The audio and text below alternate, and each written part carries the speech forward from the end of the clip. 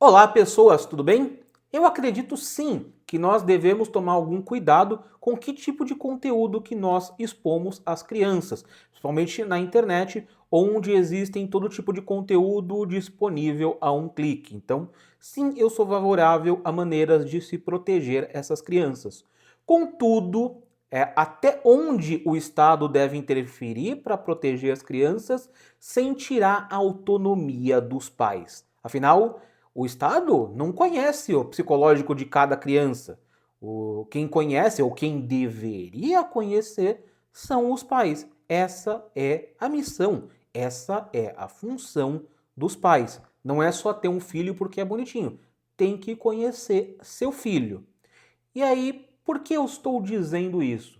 Porque a gente está vendo países como o Reino Unido ou a Austrália imporem sanções muito fortes às redes sociais, aos websites, inclusive ao YouTube, que menores de idade não vão poder ter conta, por exemplo, no YouTube e vão ter que usar o YouTube sem login, né? Usar o YouTube sem ter conta, sem ter cadastro, ou para acessar alguns sites vão ter que fazer uma biometria facial de reconhecimento artificial, de reconhecimento por inteligência artificial, para que essa inteligência artificial faça a aferição da idade de quem está acessando o site. Problema disso? Será que a inteligência artificial vai ser competente o suficiente para conseguir fazer a aferição da identidade? Tudo bem que com um método alternativo sempre vai existir a possibilidade de mandar documentos, mas com certeza essa validação não vai ser rápida. Enfim, dito isso, vamos discutir este assunto no vídeo de hoje, mas antes deixa seu like e hype o vídeo, se assim estiver disponível para você. Muito obrigado desde já. Bom, vamos lá. Como eu posso... Bom, eu acho que já estabelecemos aqui que nós temos sim que proteger as crianças de conteúdos indesejados. Nem tudo pode estar disponível nas mãos das crianças. Ali até 11 anos eu acho que os pais devem ter um controle bem pesado sobre o que as crianças estão consumindo na internet e sim usar recursos de controle parental, conta familiar, para que tudo que a criança faça no seu celular, ou no seu computador, no seu tablet, haja um histórico e que esse histórico fique disponibilizado para que os pais tenham acesso e saibam exatamente o que a filha, o filho está assistindo, beleza? Então eu sou a favor de sim ferramentas de controle, mas para isso os pais têm que aprender a usar as ferramentas de controle. Para isso os pais têm que aprender a usar os métodos de controle parental, beleza?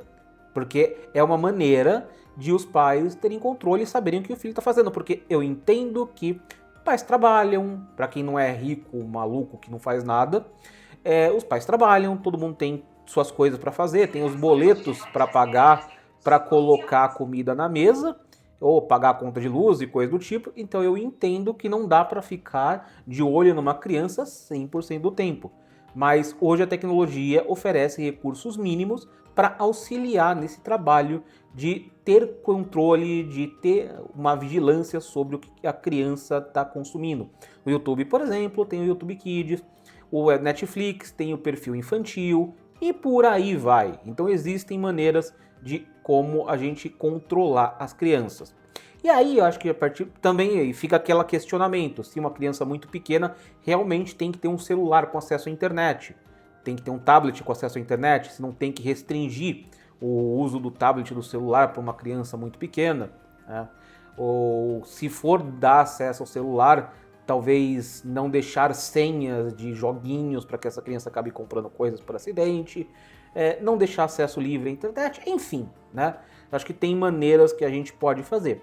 E aí, eu pensando que se eu fosse pai, por exemplo, aos 12 anos a gente começa a dar mais liberdade para essa criança, para esse que agora está se tornando um pré-adolescente e vai se tornar um adolescente, para consumir novos tipos de conteúdo, né? Porque, bom, faz parte do amadurecimento, né? Qualquer um começar a consumir conteúdos um pouco mais maduros, com um pouco mais de violência, com um pouco mais de malícia, lascívia, porque não faz parte dos hormônios e tudo mais.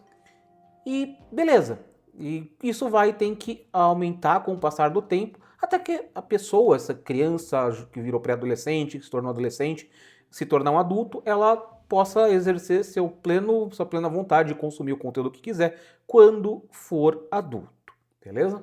Então tem que ser gradativo, até para que essa criança, esse jovem saiba que quando for adulto, como ele consumir conteúdos novos. Então tem que se experimentar. E aí essas medidas que Austrália, Reino Unido estão tomando, elas, ao meu ver, ao que está parecendo, estão passando por cima da autonomia dos pais. Eu não estou necessariamente falando aqui de pornografia, ok? Não é só pornografia que está em jogo nisso. Porque é muito fácil você proibir uma criança, um pré-adolescente, um adolescente de consumir determinados conteúdos.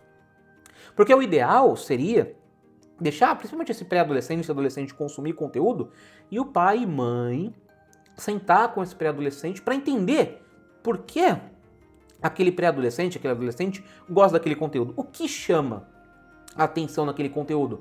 Por que aquele influenciador digital chama a atenção da criança, do adolescente, do jovem, né? Por que ele gosta? Como ele está entendendo as mensagens que um anime, que um filme, que um desenho, que uma série, que um produtor de conteúdo está passando? Como é que as mensagens estão sendo entendidas? Porque, cara, eu tenho conhecido que o filho de acho que de 11, 12 anos assistia filme de terror e dava risada. Não afetava ele filme de terror. Já tem outras crianças da mesma idade que são muito sensíveis a filmes de terror, entende? Então, como o Estado tem que criar um padrão e colocar todo mundo no mesmo balaio e o pai e mãe não tem autonomia, aí eu acho que o Estado exagera um pouco. Criar um mecanismo de regulação, criar um mecanismo para proteger criança e adolescente, legal. Mas a partir de um momento, a partir de uma determinada idade, esses mecanismos não podem substituir a vontade dos pais. Inclusive, a autonomia dos pais decidirem, inclusive, por quê? Se o Estado toma todas as decisões pelos pais, você vai estar gerando pais preguiçosos que não vão mais precisar se preocupar com o que o filho ou filha está consumindo, porque, o Estado já está regulando, então já é seguro, então eu não preciso me preocupar. Então você tira possibilidades de discussão de conteúdo, você tira possibilidades de uma conversa produtiva entre pais e filhos, onde os pais vão entender como a mente do filho está se formando, os filhos podem tentar absorver coisas dos pais ali, sobre a visão que os pais, que pessoas mais maduras têm sobre aquele mesmo conteúdo, consumir coisas junto, porque vai ser seguro. Então por que os pais vão ficar de olho? Porque os pais vão tentar entender o que os filhos estão consumindo e por que aquilo é importante para os filhos, por que eles gostam daquilo. Então o meu medo é que tantas regulações, tantos mecanismos de controle para o público adolescente tirem a autonomia dos pais e deixem pais preguiçosos. Existem sim aqueles pais que não estão nem aí em vigiar os filhos, o que é um erro. Mas vigiar não é proibir, vigiar é entender. Se estiver fazendo mal para o adolescente, tem que sim proibir. Mas e se não estiver fazendo mal? E se ele estiver lidando de boa com aquilo? Tem adolescentes que são muito maduros, que têm uma consciência muito boa, ou que não se assustam com qualquer coisa, tem um psicológico mais forte. Quem tem que conhecer esses limites e essas questões são os pais. E essa questão, por exemplo, de usar o YouTube sem conta. Meu Jesus Cristo! Qual a porcaria da diferença de você usar um YouTube com conta e um YouTube sem conta? No YouTube, você não troca mensagens. O máximo que pode acontecer é você conversar com outras pessoas, que não é nem uma conversa, é comentar em alguns vídeos. Mas, ao meu ver, o fato de não poder, um menor de idade, não poder ter conta no YouTube, não resolve o problema. É o famoso tá fazendo algo para inglês ver, é tapar o sol com a peneira. Porque se a pessoa consome, se o adolescente está consumindo aquele produtor de conteúdo que tem umas ideias mais nazi, né? Ele não vai ter a conta lá, não vai ter a inscrição para receber o sininho das notificações, mas ele pode muito bem entrar no aplicativo do YouTube, clicar na lupinha e digitar o nome do canal do cara. Clicar no nome do canal. Tudo bem, são uns passos a mais que ele vai ter que fazer. Mas no final, se aquele produtor de conteúdo for importante para esse adolescente, ele vai dar esses passos a mais para consumir o que interessa para ele. Entendeu? Então, não faz tanto. Você está criando dois ou três passos a mais que esse adolescente vai ter que fazer, que não vão resolver o problema. O adolescente não vai deixar de usar YouTube e consumir os produtores de conteúdo que ele gosta, porque ele tá tendo que dar alguns passos a mais. Se aquele conteúdo é importante para ele, ele vai consumir. Eu digo isso falando por mim mesmo. Quando eu era mais novo ali, começo dos anos 2000 e pouquinho, quando eu queria assistir anime, eu baixava. Eu entrava, caçava os sites para baixar o animão pirata e assistia. Então, se eu queria assistir, eu dava um jeito de consumir aquele conteúdo, de conquistar aquele conteúdo. Então não é não ter conta no YouTube que vai fazer com que o adolescente não assista os conteúdos nocivos que ele está assistindo para ele. Tá, tem a questão de anúncios, mas a conta assistir ao YouTube sem login, com certeza vai exibir anúncios.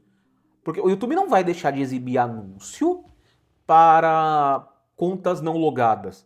E olha a desvantagem.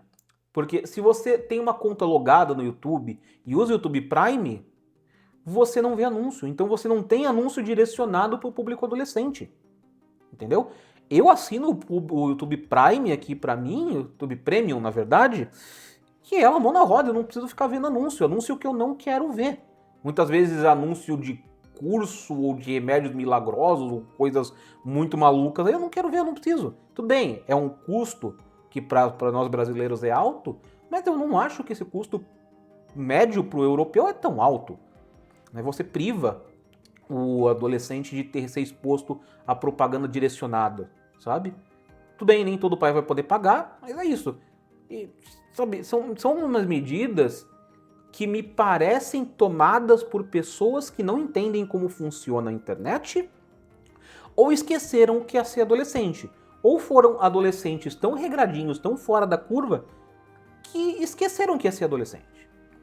Uma grande birra que eu tenho com políticos no geral, que tentam criar regras de controle, é que eles esqueceram que é ser adolescente, que determinadas regras não vão adiantar para a forma de controle, só vão tornar aquele conteúdo que é proibido mais saboroso, porque a gente sabe, tudo que é proibido é mais saboroso. Existe essa, você vai estar colocando aquele temperinho do proibido que é muito gostoso para um adolescente, que tem aquele espírito já meio transgressor, de querer ser mais do que é, consumir o que não é para ele, não vai mudar, pelo contrário, isso só está instigando ainda mais. Porque, olha, por que eu não posso assistir aquilo? O que é aquele conteúdo? Por que ele é tão nocivo para mim? Eu sou rebelde, eu vou consumir. Todo adolescente tem um pouco disso. Em maior ou quantidade de nível, maior ou menor quantidade, mas todo adolescente tem um quê de experimentar o mundo, faz parte da adolescência. É lógico que os pais têm que participar, mas tornar proibido só dá o tempinho, então o temperinho deixa mais saboroso. São medidas que, sinceramente, não vão resolver o problema. E vai criar pais mal acostumados. E esses adolescentes também podem se tornar pais mal acostumados no futuro, porque o Estado sempre vai estar lá para resolver os problemas nos quais você não quer lidar e que te dão trabalho e você não quer resolver. Eu também não acho que tem coisa assim que o Estado tem que se meter, ok? A gente precisa de um órgão regulador, de uma entidade reguladora como sociedade. Mas eu acho que tem que ter um limite para que esse órgão regulador, chamado Estado, haja sem que ele tire a autonomia dos pais na hora de cuidar dos filhos. Principalmente dos adolescentes, ali 14, 15 anos, onde o adolescente já está começando a adquirir uma maturidade, tem os hormônios à flor da pele, tem o que de rebeldia, não está entendendo o mundo, mas já começa a ter algum nível de maturidade. Bem, enfim, esses são meus pitacos. O que você pensa sobre toda essa problemática? Como você vê esse assunto? Deixa aí nos comentários para a gente discutir bem como a coisa deve funcionar. E com educação nada vai gerar problema, beleza? Então se inscreve no canal, deixa seu like, compartilha o vídeo e me segue nas redes sociais. Ativa o sininho das notificações, meus links de afiliado estão aí na descrição. Se você comprar através deles, você me ajuda bastante. Muito obrigado e falou!